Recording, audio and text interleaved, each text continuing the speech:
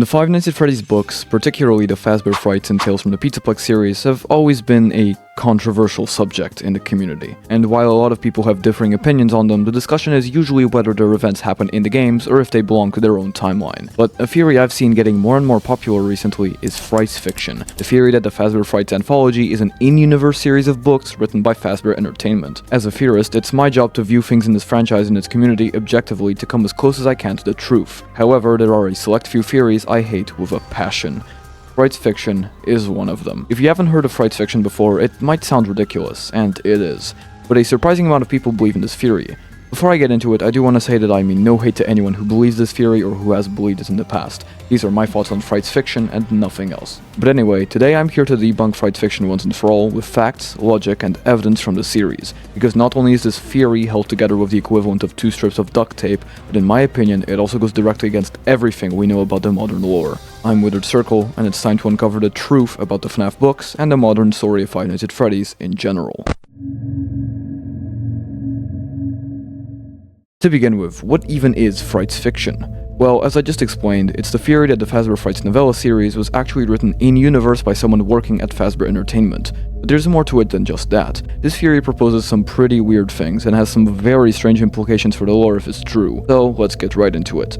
To begin with, I should probably recap Fazbear Frights itself and some of the basic evidence for this theory. Fazbear Frights is a 12-book anthology series published between 2019 and 2021. The series revolves around what Fazbear Entertainment was up to after FNAF 6, when Henry Emily burnt the final Freddy Fazbear's Pizza place down. The common consensus is that only parts of these stories are canon, namely the ones connected to the series' epilogues, which I'll talk about in a bit. The series helps clarify what happens in between Freddy Fazbear's Pizzeria Simulator and the modern era, as well as giving us a foundation of what to expect from the modern games. Each book had an epilogue which is connected to the overarching story of Fazbear Frights, the Stitch Wraith Stingers. These revolved around a pair of dead kids called Andrew and Jake, who possess an animatronic called the Stitch Wraith. I won't go over everything that happens in these epilogues and the series in general, but to put it simply, there's a lot to unpack here. So what makes some people think that these are in-universe books written by Fazbear Entertainment, and why would a company even do that? First game of the modern era of Five Nights at Freddy's games was FNAF Help Wanted, which introduced us to the concept of Fazbear Entertainment turning what happened at their many locations into video games to try and pretend the stuff we see in the story never happened. This in-universe video game series becomes very successful, and slowly but surely, people start to believe the horrible events at Freddy's, like the 2 bites, the missing children incident, the numerous disappearances and deaths of employees and more, just never happened, giving Fazbear Entertainment more credence to make a comeback in the public eye with locations like the Mega Pizzaplex. We even get more details in Help Wanted itself, and a Tales from the Pizzaplex story, which funnily enough is also named Help Wanted, which tells us that Fazbear Entertainment hired an indie game dev to make those games.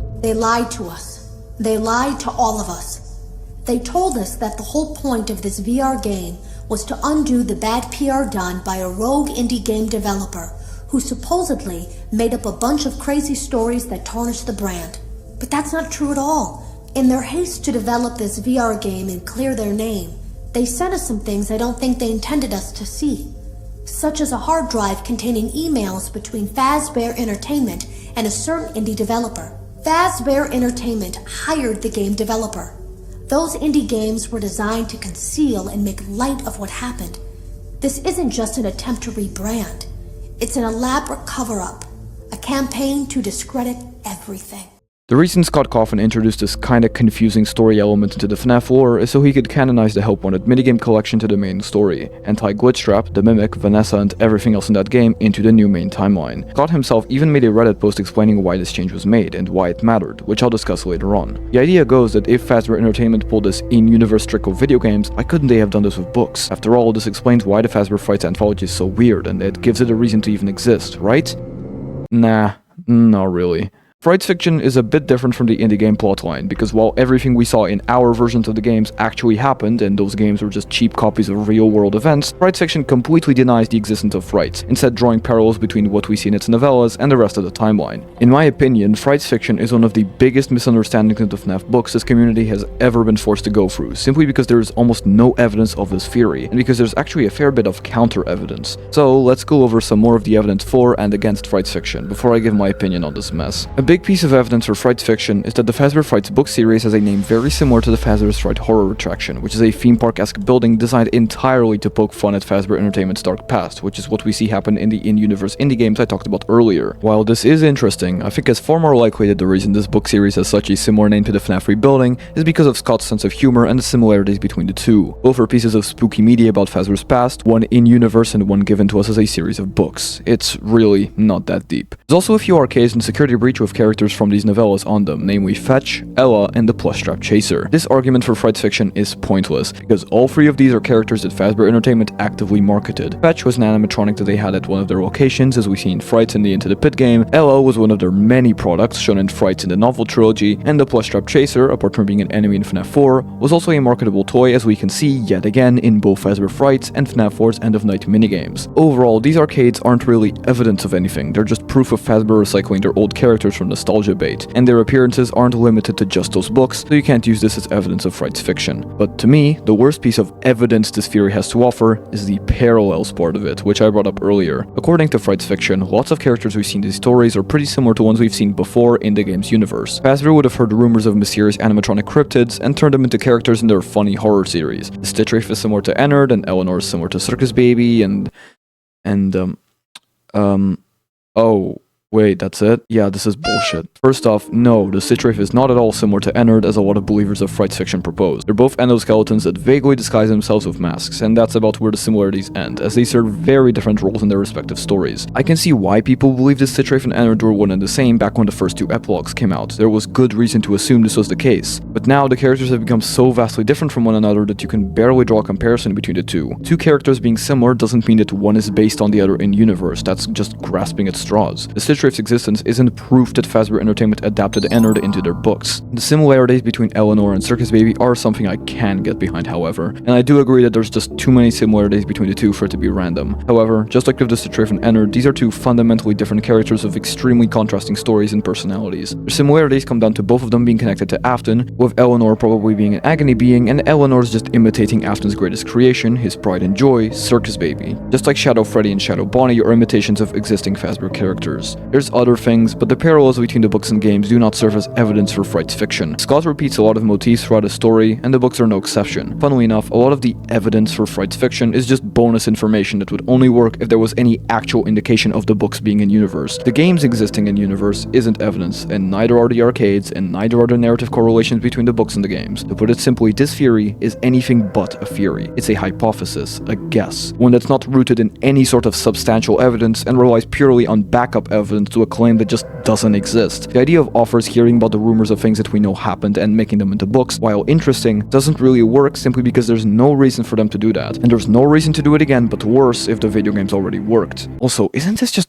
horrible marketing? The original 6 FNAF games are pretty harmless with no gore or any real violence except for Sister Location and the 8-bit minigames, and Help Wanted and Tales from the Pizzaplex seem to imply the in-universe version of the games don't actually have the minigames we're so familiar with, meaning those games are pretty PG for in-universe advertising. Fazbear Frights, however, is one of the most brutal book series in the modern horror genre when it comes to violence against children, and children are absolutely the intended audience of the Mega Pizzaplex. This series has some absolutely disgusting stuff in it that I think are impossible for Fazbear to publish to pander towards kids. It's just ridiculous. All Fazbear Frights does is tarnish the company's reputation even more, because half of the stories are about the incompetence and negligence of Fazbear Entertainment and its employees. If I were a kid living in Hurricane, Utah, I would not go anywhere near the pizzeria that advertised itself with mpreg and intense bodily harm to children under the age of 12. As well as this, there's one big detail that practically completely discredits FrightsFiction. Story from the Tales from the Pizzaplex novella series called Frailty. In this story, we meet a teenage girl called Jessica, a loner with a mysterious past who works in the hospital and isolates herself from people due to a bad decision she made in the past. She always wears a heart-shaped pendant that will heal people when pieces of it are shaved off with a knife, which Jessica does to help the patients in the hospital on multiple occasions. As the story goes on, it becomes very clear that something went very wrong in Jessica's past, and that she's doing her best to escape it by helping others. Eventually, however, even though things are looking up for her, oil starts leaking out of her and she runs to the hospital one last time, locking herself in the room with a patient she'd befriended called April, whose health had been deteriorating over the past couple of days. When the staff barged into the room, Jessica was gone, with nothing but a pile of trash and garbage on the floor, together with a now healthy April lying in her bed. Funnily enough, Frailty is the first novella in the Tales series, and it's like that for a reason.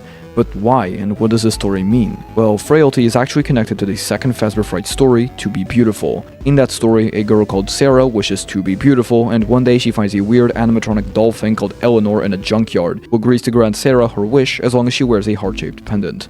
Every morning, Sarah wakes up a little bit more beautiful, until one day the pendant falls off her and she starts leaking oil and turning into trash. When she runs back home, Eleanor reveals to her that she was disassembling Sarah every night and replacing her body parts with garbage, and that the heart-shaped pendant is what was keeping the illusion alive. Sarah dies, and Eleanor takes on her appearance, continuing on with Sarah's life. As you can tell, Frailty and To Be Beautiful are very similar, with both having the heart-shaped pendants, the character making a bad decision, and both girls turning into trash at the end of the story. So clearly, Frailty has to have something to do with Eleanor and Fazbear Frights. Eleanor is a major antagonist of the Fazbear Frights storyline and is one of the most powerful villains this franchise has ever seen. So if FrightsFiction is true, then how can Frailty be tied to its supposedly fictional antagonist? The answer? It can't. With the very big implication that Tales is canon to the games with Secret of the Mimic and the Help Wanted 2 updates from late last year, Tales can't be a fictional series. And even without that evidence, saying it's fictional is stupid, because it makes absolutely no sense for Fazbear to tarnish the reputation of the Pizzaplex with even more gore stories. I feel like Frailty's inclusion in the series was very intentionally placed, so that there could be no mistake that Fazbear Frights and Tales from the Pizzaplex are interconnected, and it's this connection that is my biggest issue with FrightsFiction. Since Tales can't be a fictional series, Frights can't be one either, and despite all the other flawed logic that I talked about in this video, this is the biggest piece of evidence for FrightsFiction not being true. How hard Scott Cawthon insisted on Frights being connected to Tales. The plotline of the games being in-universe pieces of media was done purely so Help Wanted could be canon. Cawthon himself explained this in a Reddit post made shortly after the release of that game. On the surface, this might seem like an odd choice for a storyline in general, but there was a very specific challenge while making Help Wanted. The challenge was this: how do you take characters that are canon, along with characters that are questionably canon, and characters from every point in the timeline, and throw them all together into one game that is canon? That's quite the problem when you think about it, but it was important for me that Help Wanted meant something. I wanted it to be canon, and that meant that I needed to solve the substantial puzzle of how. So no, I'm not canon, Reddit isn't canon, the fan games aren't canon, you aren't canon. Only the existence of a game developer that supposedly made video games based on actual events that may or may not be a cover-up by Fazbear Entertainment is canon. The franchise doesn't gain anything from the books being written by Fazbear Entertainment, so this supposed addition to the lore probably didn't even happen. FrightsFiction, as I said at the beginning of the video, has the big problem that it's based purely on speculation with absolutely no facts to give it any credibility whatsoever. And this is why I think the Five Nights At Freddy's books can't exist in-universe. Thanks for watching. This video might have turned out a bit shorter, but I hope I made my thoughts on FrightsFiction clear and that you enjoyed it. And if you did, please remember to comment and like and subscribe. That'll be all from me. Bye.